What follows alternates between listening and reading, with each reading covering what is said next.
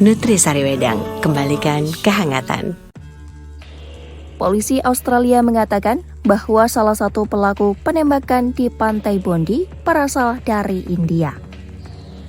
Sumber kepolisian menyebut pelaku memiliki kontak terbatas dengan keluarganya di negara asal. Sajid Akram yang berusia 50 tahun disebut berasal dari kota Hyderabad di India Selatan.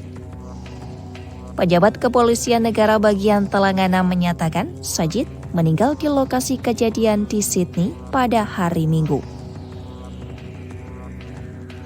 Polisi menyebut Sajid Akram pindah ke Australia sejak tahun 1998. Sejak saat itu, Sajid hanya 6 kali melakukan perjalanan ke India. Keluarga di India disebut tidak mengetahui pola pikir atau aktivitas ekstrim yang pernah dijalani Sajid.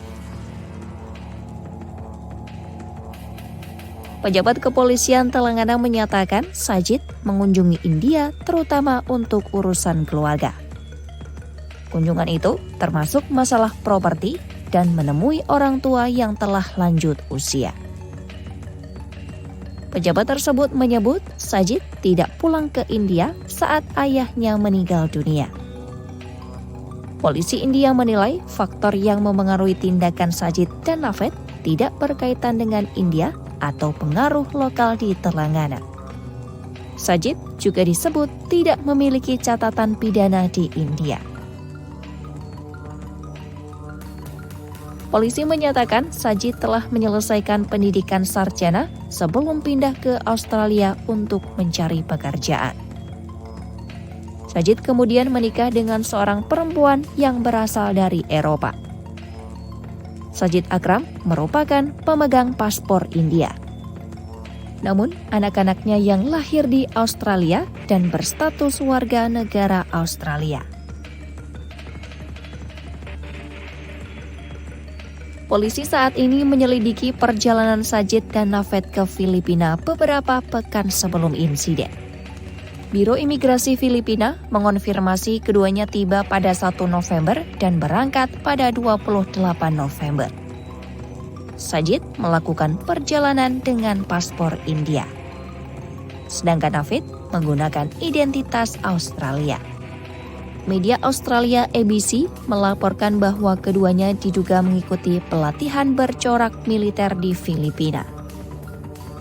Hingga saat ini, para pejabat belum mengonfirmasi laporan tersebut.